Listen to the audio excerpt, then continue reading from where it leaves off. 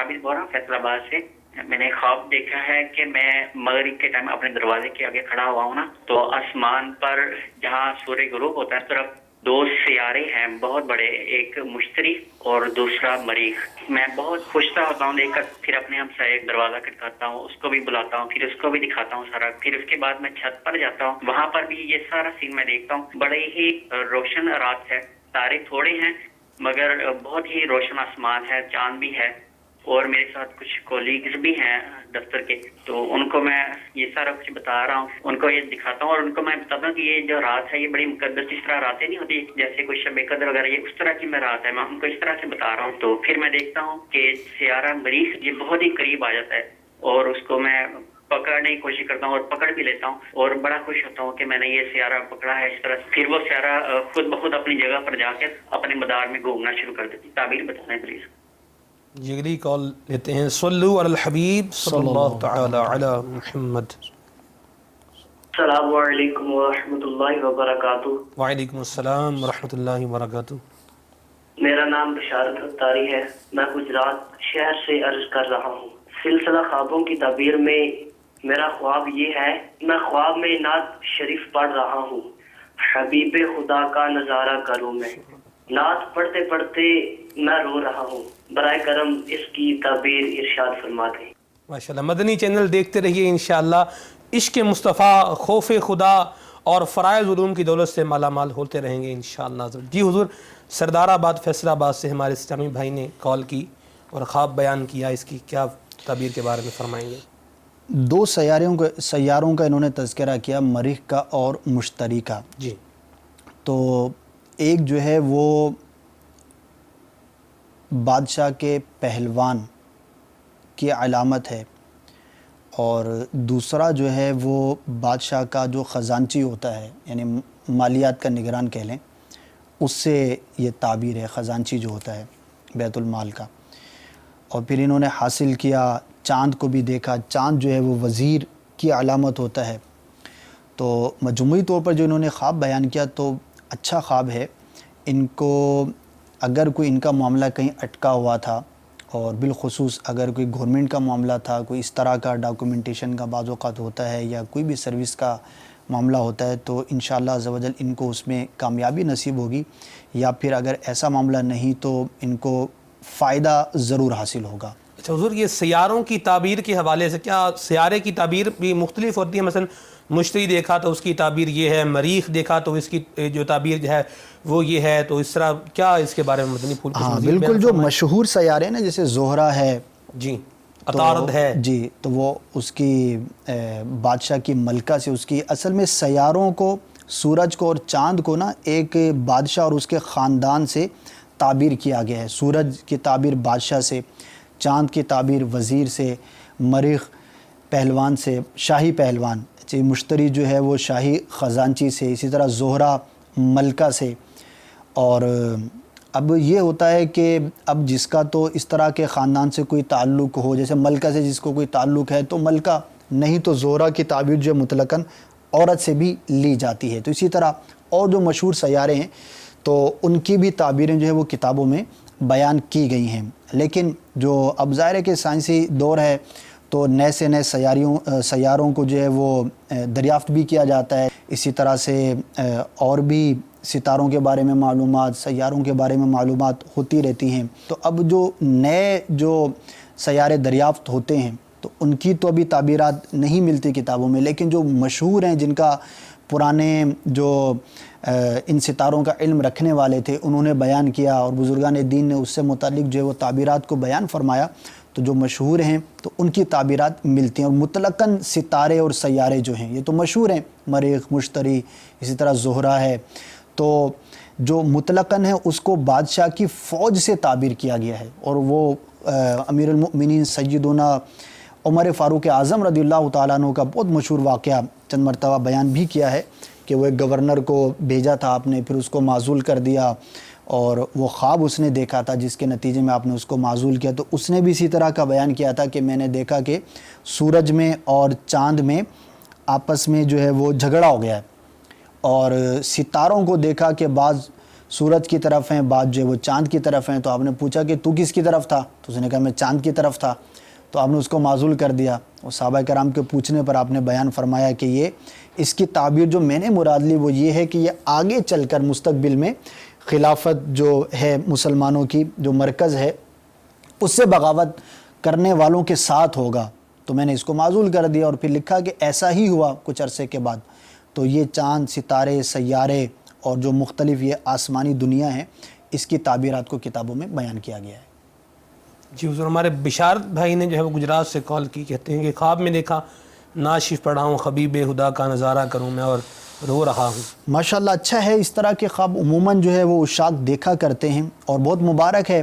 اور یہ اس کے ذہن کی عکاسی کرتا ہے کہ وہ سرکار صلی اللہ تعالی علیہ وسلم سے محبت کی علامت ہے.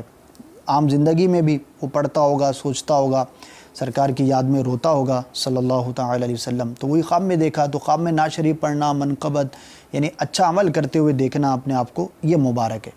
حضور یہ ایک سوال کا مزید جو ہے وہ جواب ارشاد فرمائیے کہ ہمارے مدنی چینل پر اجتماع ذکر و نعت کا سلسلہ دیکھیں یا قبلہ صغری امیر اہل سنت دامت برکاتہ عالیہ کے مدنی مذاکروں میں اگر نعت شریف کا سلسلہ ہو تو اسنیم بھائی نعت سن بھی رہے ہوتے ہیں اور وہ ساتھ میں جو ہے وہ رو بھی رہے ہوتے ہیں.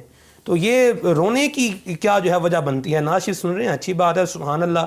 اس میں جو ہے وہ رونے کی بات، مدینہ شریف حاضری کی اگر بات آ جائے تو اس میں بھی جو ہے وہ روتے ہیں. اگر مدینہ شریف ہے کوئی ایسا اسنیم بھائی ہو جو دعوت اسلامی کے مدنی ماحول سے منسلک ہو، وابستہ ہو، اگر وہ مدینہ طیبہ کے سفر پر روانہ ہو رہا ہے، عمرے کے لیے جا رہا ہے، حج کے لیے جا رہا ہے، تو اس میں بھی جو ہے وہ رو رہا ہوتا ہے. تو یہ تو جو ہے وہ خوش ہونے کی جو ہے وہ بات ہے کہ مدینہ شریف کی حاضری کا موقع مل رہا ہے. تو اس میں جو ہے وہ روتے رہتے ہیں اسلامی بھائی. نعت شریف سنتے ہیں تو روتے ہیں، مدینہ جانے کی بات ہوتی ہے تو روتے ہیں، مدینہ شریف پہنچ جاتے ہیں تو روتے ہیں، رستے میں اگر جا رہے ہوتے ہیں تو وہاں پر بھی جو ہے وہ آنسو بہا رہے ہوتے ہیں. تو اس کی کیا وجہ ہے؟ امیر سنت سے یہی تقریباً سوال پچھلے دنوں مذاکرے میں ہوا تو آپ نے اس کا جواب ارشاد فرمایا کہ یہ رونا خوشی کا رونا ہوتا ہے. بعض مواقع جب مدینے جا رہے ہیں تو خوشی کا موقع ہے، لیکن خوشی جب بہت بڑی خوشی ملتی ہے تو بھی یہ انسان کے جذبات ہوتے ہیں، اس وقت بھی رو پڑتا ہے. مثال کے طور پر کسی کا کوئی بہت عزیز ہے، دوست ہے اور بہت عرصے کے بعد اس کو ملنے کے لیے آیا، بہت دور سے آیا، اب وہ جیسے آیا تو گلے لگ کے آنسو آ جاتے ہیں. اسی طرح ماں باپ ہیں، بہن بھائی ہیں اور جو اہل قرابت ہوتے ہیں یا جس سے قلبی لگاؤ ہوتا ہے، تو اب اس کے آنے پر رونا. اب یہ تو نہیں ہے کہ بھئی تو کیوں آ گیا، کیا غلطی کر لی اور اب تو میرا تو نے خرچہ بڑھا دیا اور وہ غم کے اندر رونا شروع ہو گیا. ایسا نہیں، وہ ظاہر ہے کہ خوشی کا رونا ہے. تو ایسے ہی ایک تو یہ ہے کہ مدینے جا رہے ہیں، خوشی کا بھی رونا ہوتا ہے، اور پھر ایک کیفیت بھی ہوتی ہے سرکار صلی اللہ تعالی علیہ وسلم کی یاد میں مدینہ پاک جانے میں. اسی طرح واپسی پر بھی رویا جاتا ہے. تو وہ بچھڑنے پر غم ہوتا ہے، جیسے اپنے محبوب سے کسی جس سے بندہ محبت رکھتا ہے، مہمان آتا ہے، جب وہ عزیز جاتا ہے اس وقت بھی رویا جاتا ہے. تو یہ تو بڑی سعادت کی بات ہے. اور صحیح بات تو یہ ہے کہ اس کا لطف اور اس کی حقیقت تو اسی کو پتہ چلے کہ جو ایسے عشاق کے ساتھ اٹھے بیٹھے. ایک مجھے بہت پرانا ایک واقعہ یاد آیا. اسی طرح سے ایک دفعہ اعتکاف کا سلسلہ تھا، تو اب اعتکاف میں بھی خوب رونا ہوتا ہے ہمارے یہاں الحمدللہ. اب وہ یاد رمضان میں بھی رویا جاتا ہے. تو اب وہ کوئی ایسا عام اسلامی بھائی آ کر بیٹھ گیا اعتکاف میں اور اس کو یہ رونا سمجھ میں نہیں آ رہا تھا کہ یار یہ آپ لوگ جب بھی محفل کرتے ہیں، عموماً طاق راتوں میں محفل وغیرہ کا سلسلہ ہوتا ہے، تو آپ لوگ کیوں روتے ہو؟ تو اب ظاہر ہے کہ وہ جو مبلغ تھے وہ سمجھدار تھے. اس وقت انہوں نے حکمت عملی اختیار کی. تو اس وقت وہ زیادہ انہوں نے جواب نہیں دیا. انہوں نے یہ کیا کہ جب اگلی محفل تھی، جب اجتماع ذکر و نعت کا سلسلہ تھا، تو انہوں نے کوشش کر کے جو ہے وہ اس کو آگے بٹھا دیا. کیونکہ نیا نیا ہوتا ہے تو وہ عموماً پیچھے بیٹھا ہے، ٹیک لگا کے آگے پیچھے گھوم رہا ہے، پھر رہا ہے، تو وہ ظاہر ہے کہ ذوق نصیب نہیں ہوتا. اب وہ جب محفل جمی اور اس میں جب عاشقان رسول کی صحبت میں وہ قریب ہو کر بیٹھا اور جب محفل ختم ہوئی تو مبلغ نے جا کے دیکھا تو سب سے زیادہ وہی رو رہا تھا. اور وہ اتنا رو رہا تھا کہ اس کو چپ کرا رہے ہیں اور وہ نہ کھانا کا اس کو ہوش، نہ کچھ اور ہوش. تو پھر اب مبلغ نے اس سے پوچھا کہ بھائی آپ کو کیا ہو گیا تھا؟ اس نے بولے پتہ نہیں کیا ہو گیا تھا مجھے. تو بولے یہی سب کو ہوتا ہے. تو حقیقی لطف اس رونے کا اور حقیقی وجہ تو اس کو پتہ لگے کہ جو اس ماحول سے قریب ہو. واقعی تعجب کرتے ہوں گے، ناظرین بھی کرتے ہوں گے کہ یار یہ روتے رہتے ہیں، قرآن کریم تلاوت سن رہے ہیں تو رو رہے ہیں. امیر سنت مدنی مذاکرہ جو ہے وہ شروع ہونے والا ہے، تلاوت قرآن ہوئی، امیر سنت بھی جلوہ فرما ہے کل من علیہ فان، سورہ رحمان کی آیات کی تلاوت، تو اس میں امیر سنت رو رہے ہیں. تراویح اس میں جو ہے وہ لائیو نشر آپ ہوتی ہے اس میں تلاوت ہو رہی ہے امیر سنت، اس میں بھی جو ہے وہ رو رہے ہیں. تو ایک تو یہ ہے پہلو جو آپ نے آیت کا ریفرنس دیا، جی اس کے اندر فنا کا تذکرہ ہے، تو موت کا تذکرہ ہے، آخرت کا تذکرہ ہے. تو بعض اوقات جو ہے وہ جو سمجھنے والا ہے آیات قرآنی کو سمجھ رہا ہے، تو بعض اوقات ترہیب کی آیت ہوتی ہے، عذاب کا تذکرہ ہوتا ہے، تو اس پر جو ہے وہ پھر رو دیتا ہے.